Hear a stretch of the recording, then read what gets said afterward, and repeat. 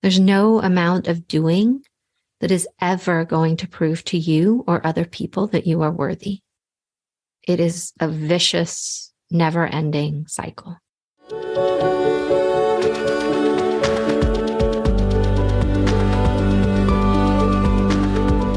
We've all come here with a divine purpose, traveling on a stream of cosmic dust from the stars into our mother's wombs, born into this precious life. It is no accident that you are here, my love, on earth, in this moment, in this body. You are here longing to find your place, to align with your purpose, to embody your passions and to live into the dreams of your heart.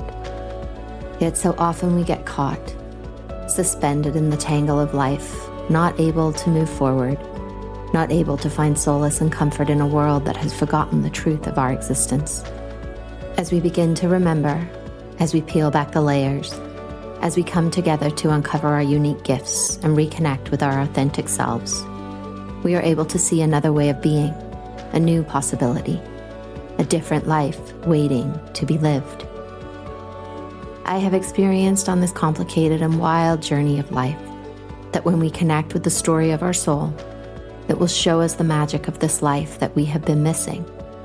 It will open a window into the very heart of who we truly are, of who we came here to be, and gives us answers to our ever-asking why. Hello, my loves. So good to be here with you through time and space and all the places of our hearts, of our purpose, of all things intuitive, of the truth, right? That we're all in devotion to a deeper truth of this life, for ourselves, for one another, for the planet. Thank you. I'm so grateful for you. And as I am still traveling, we have our final rerun of the rerun series for August. Jeannine is here with us today for this special episode. I hope that it touches you and you really find a lot of support in our conversation. And before we dive into that, I do want to just take a moment, if you haven't already checked out The Crucible. She is calling you. She sees you. She knows your magic. She knows your medicine. She knows all the things that you are here to share with the world. And she wants to call you forth. She wants you to step into your greatness. She wants you to remember the love that you are and the gifts that you came here to share in this lifetime. And in the embrace of her sacred circle, we will sit by her fire and alchemize all the things that we believe are stopping us from the things that we really would love. And we will find the gold in all the parts of you so that you can shine, so that you can live from your joy, so that you can be all the greatness and wisdom that you came here to be. I love you. There's a link in the show notes, sarahnoble.com/crucible. I can't wait to be in this space with you. It will be magical. I love you. Hi, Jeannine. Welcome to the podcast. How can I help you today? Hi there, Sarah. I was hoping that you could help me find the core of why I'm so afraid to really share myself out loud in this technology-based world. I'm a healer myself, and I've been doing this for quite some time. And I have great rapport with the people I work with, but putting it out there is really intimidating for me. And I have visceral responses to that tangible fear. So I was wondering if you could help me find the base of that wound, please. Yeah. So our wounds can be from this lifetime, and they can also be from other lifetimes. And what you're showing me is a past life where your third eye, you're showing me you were really open, you were seer, and you were drowned. You were not welcome, and your gifts were scary to others. And so that is playing out in the background. Are you aware of any past lives, or has anything like this come up before? Something like that, where I did have a gift of understanding plants and plant medicine. And I had some handicaps, but my ear, it had been kind of pummeled through on one side. So with like a stick, that I saw that in a past life as well. So something very similar. Yes. Yeah. And as you're talking, I get this really fiery sensation in my first chakra. Do you know much about like when your mother was pregnant with you and when you were born?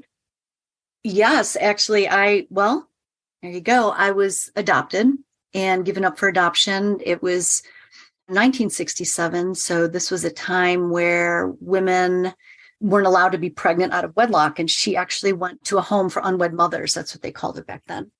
So there was a lot of shame around it. I met her when I was 20, and she had said that when she gave birth to me, they had stuck her in a room way in the back. And they figured, oh, it's the first child. It'll take a while. And apparently I came within a couple hours on my own with her. And the doctors came in and they said, oh, you're not supposed to see this, and kind of shamed her for it. And then that's all I know. Yeah, that's a big event, a big life event for you right from the very beginning as you arrive. Like it's not okay to be seen. Mm-hmm. Yeah. Yeah.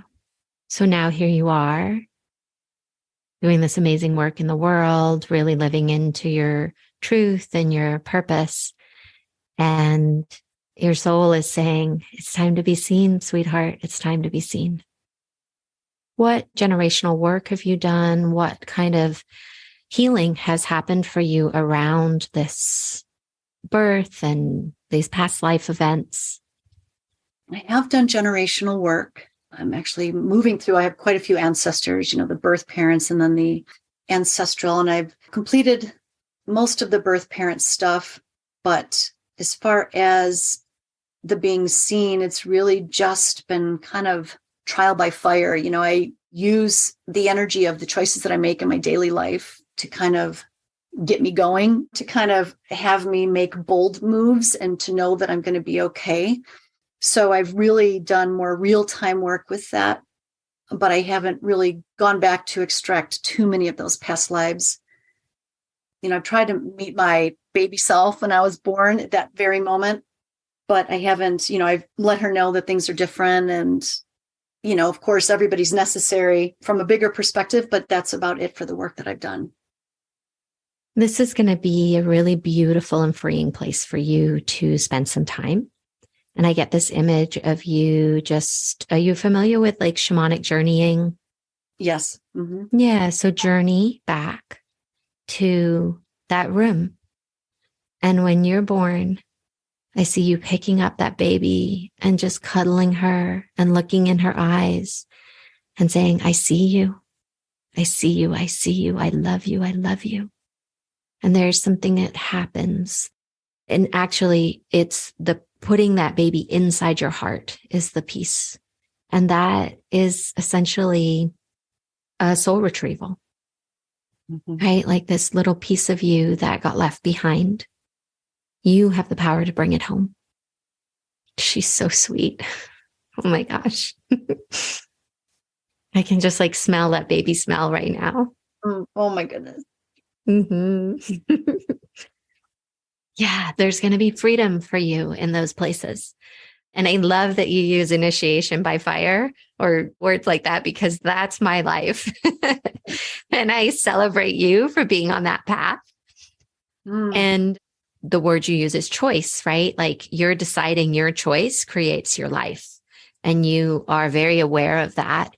And it sounds like you are showing up for the choice, no matter how spicy it is, how sensational it feels.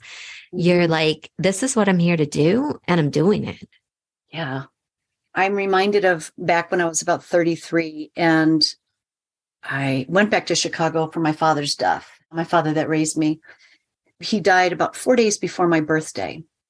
And I was also going through some other hard times with relationship and whatnot.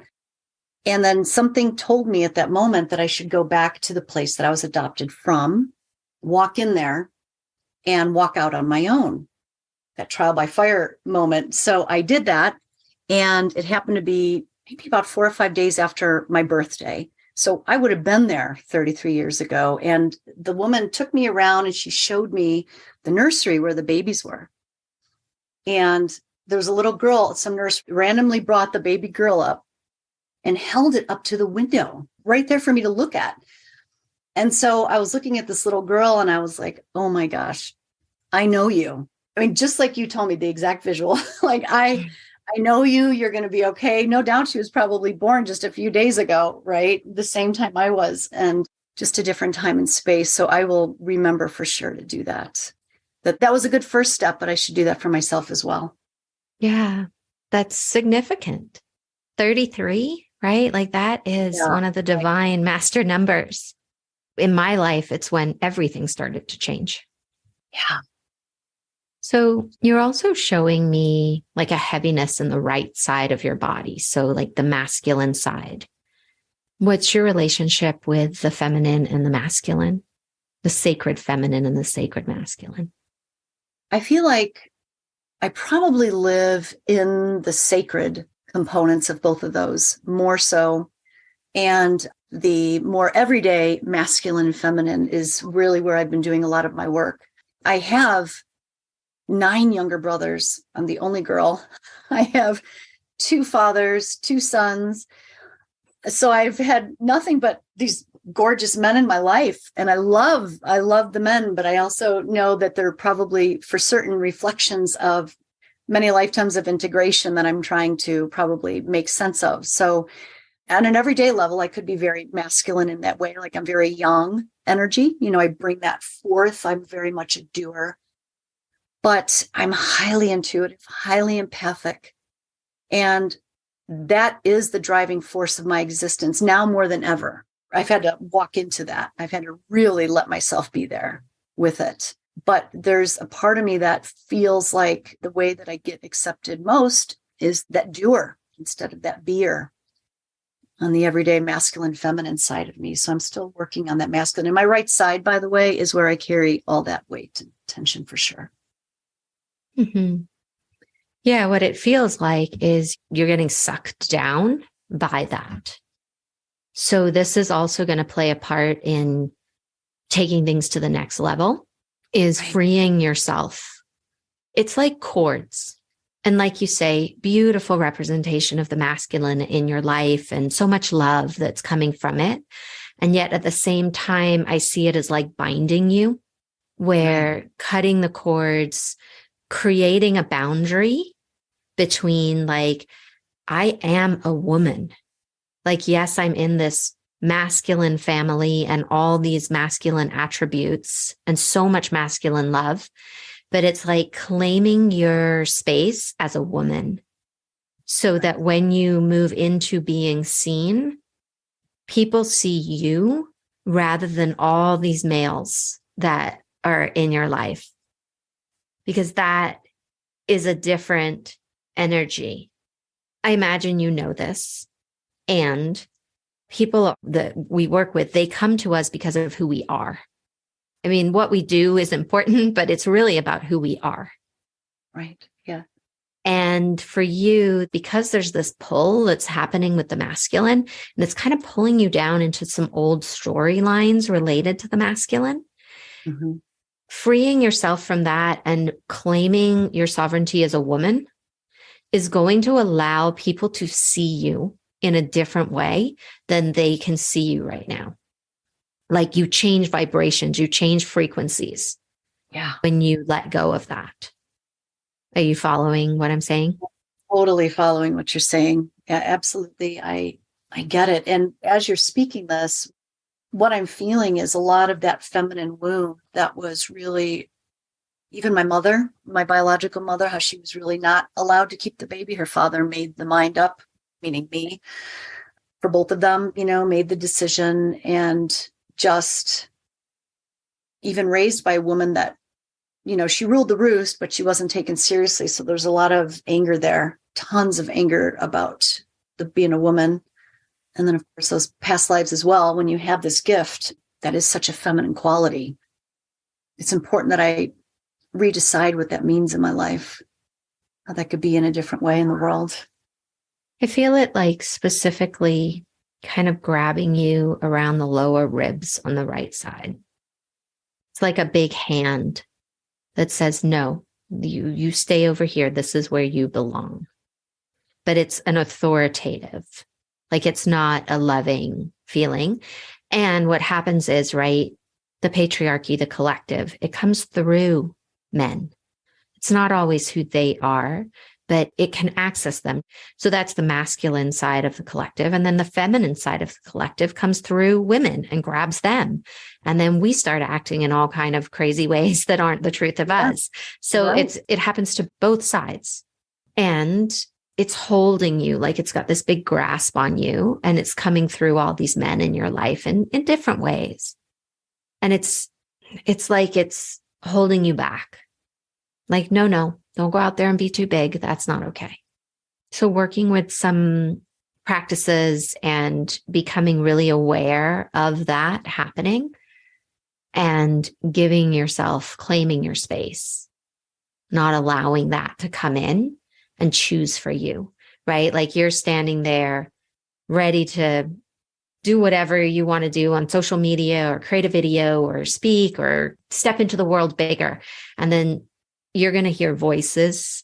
You're telling you, no, you don't know what you're doing. What is happening? Like, you can't do this. You're not good enough. And like, just know that that's this big hand. That's not the truth of you. None of that is real. That's just the shared thoughts that have just come in a little too close to you today. Wow. So what are you making with all of this? Yeah.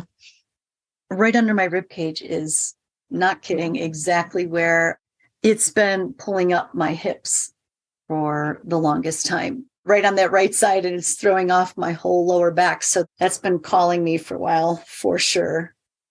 I'm not quite sure how to be with that. The first thing that comes up is the caretaking, almost like, what about that role of, feels very ancient, like an ancient role of just that promise to be there, to nourish, to nurture, to take care, that devotional piece that I kind of buy into on that feminine side as well. Because I'm a server by nature, and I love to care. It's just kind of how I'm programmed. I'm a healer, that's what you do. But it feels like very subtle energy that I have to work with and unwind it, almost like for every single masculine that I'm sensing in my life. That's a lot. Yeah. And you don't have to do it all at once. Right? Like just a little by little by little, like a knot. Like you just see this little knot and it's like, oh, I'll just pick at this a little bit here and a little bit there and just kind of ease it open. You don't have to go in and like explode the knot all at once. Right. Which I would probably love to do, but.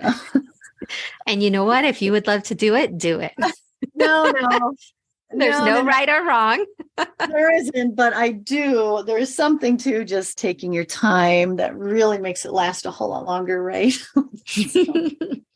Well, there is that, right? It's important to talk about that. Like we can kind of make a project of everything and of ourselves and every little thing. And we're this project that needs to constantly be worked on and fixed. Or we can just decide to put it all down and be done.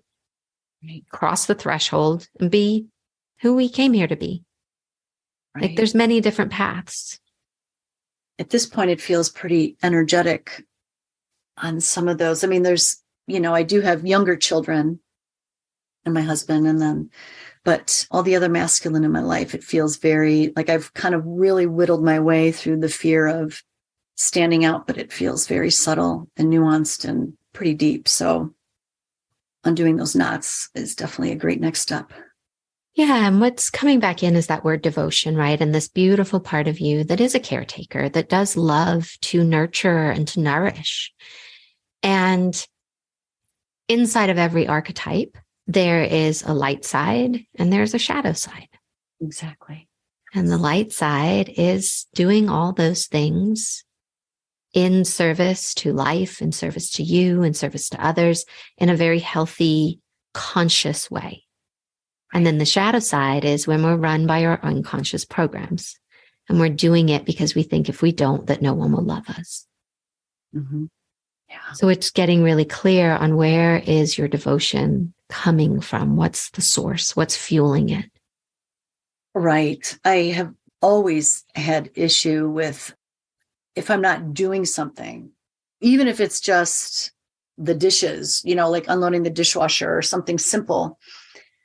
If I didn't do something throughout the day, then, and I try to justify it by saying that I didn't appreciate life enough that day, when really I know it's deeper than that. I know it's really a value statement on myself, that I'm just perpetuating, that just sitting around and understanding that my presence there is really something I have to practice daily, allowing myself to just be. Yeah, like you are enough. End of sentence. There's no amount of doing that is ever going to prove to you or other people that you are worthy. It is a vicious, never-ending cycle. The way that I have chosen to play with this is to be in an experiment of only doing what I love.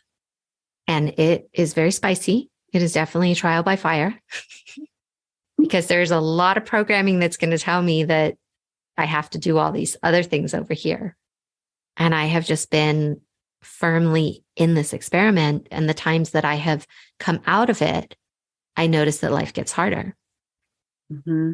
And so now I'm doubling down on the universal law of that my being is what creates my life, not my doing. Mm. And who am I being in all of my moments?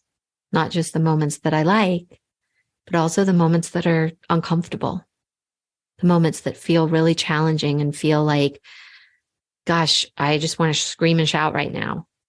It's like, who am I being in that moment? It's really practicing and choosing my sense of value, activating that in every moment, doing what I love. I've come so far with that. Oh my goodness. What I do now compared to what I used to do, where I live compared to where I used to live, who I have in my life. I've just refined that to the nth degree. And it could be a lonely road. It's such a lonely road because the foundations that break down while you're doing that, the whole world starts to shift around you, but it becomes quality over quantity. But now I'm seeing that there's this big last horizon that's kind of been plaguing me my whole life, and I've been resisting it. And now it's kind of coming up and I see where I've missed some spots for sure.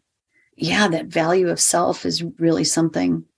And I love how you use that word values, because it is, if you put everything that you're doing against your values, there's going to be a lot of things that you realize that they don't line up for you to do because they definitely don't fit into any of your value categories. But here you are spending your life and your energy and your time doing them because of some story that tells you that you have to. Right. Yeah. So true. So you really see that, because I'm so resistant to it. I just want to make sure that I have to kind of come out and do the technology thing. I sense it. I know the answer. I guess I'm just looking for, I don't know what I'm looking for. A quick out in case you want to give me one. But I just want to make sure, I know I got to kind of get up and out, right? That is a wound that I gotta walk through that. Well, here is my take on it. You don't have to do anything you don't want to do. If you don't ever want to be on social media, then that is correct for you. And you do not need it to grow a business. The coach I work with, she took her company to $1 million with barely any social media. So there's many paths. You do not have to take a path just because someone says this is the way to do it. Right. The goal is to find the path that is correct for you and your heart. However, if you are choosing to not show up just because you don't want to feel uncomfortable and you want to be in the resistance and you don't want to be seen, then that's something to look at. Yeah, you're right. It's your why that is the part that is the defining factor. It's true. And I want to circle back around to that word devotion, because that's what's coming up. And it's living in devotion. So here you are with this horizon, this thing that's been poking at you for a while now, it sounds like. And you're still in resistance, which Believe me, I know very well. And the way that for me, I played with this, worked with this within myself was getting really clear on what I am in devotion to. And then looking at what I'm doing, what I'm tolerating, and sacrificing what isn't working in devotion to the life that I want to live. Right. I love that. In devotion to the life you want to live and taking action on the steps that can deliver you there when you know it will. Right. Yeah. And it will Wow. help you, like doing the soul retrieval, doing some work on this family line and past life things, clearing out this masculine pattern. Those things are going to change you at a cellular level so that there isn't that maybe that panicky feeling or that like wanting to hide sensation that happens in your body when you think about doing these things. That's exactly what I feel. Panic, I do. It's quite tangible. Yeah, and it makes sense, right? Because in these other lives, you died. Mm-hmm. And as a baby, you were abandoned. It was not okay for you to be seen. Something big happened. And so that first imprint on you as you came into the world, that still lives inside you. That is still part of your energetic field. And your energetic field informs your physical body, informs your emotional and your mental body. So when you go to post or do something, it activates that primal nervous system survival mode, right? That comes into play. And then that is like, oh gosh, oh gosh, oh gosh, no, don't do that. So you're just caught in that. And there is a way to shift that. That is not something that you have to continue. And in fact, I would even say you came here to change this for that whole male family line and for your adopted mother, for your birth mother, for the women in that orphanage or not orphanage, I'm sorry, for in the home for unwed mothers. Yeah. Yes, thank you. You came with this mission to change it for all of them. Because when you change how that experience lives inside you, you change it for everybody. That's how energy works. Wow. That's a lot. Mm-hmm. It's a powerful place to be. Claiming you.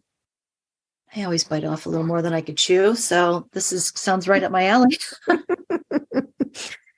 There you go. Hit the ground running. Oh, yeah. Be fun.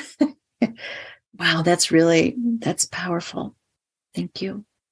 You're welcome. Does this feel like an okay place to land today? Absolutely. Thank you for being here.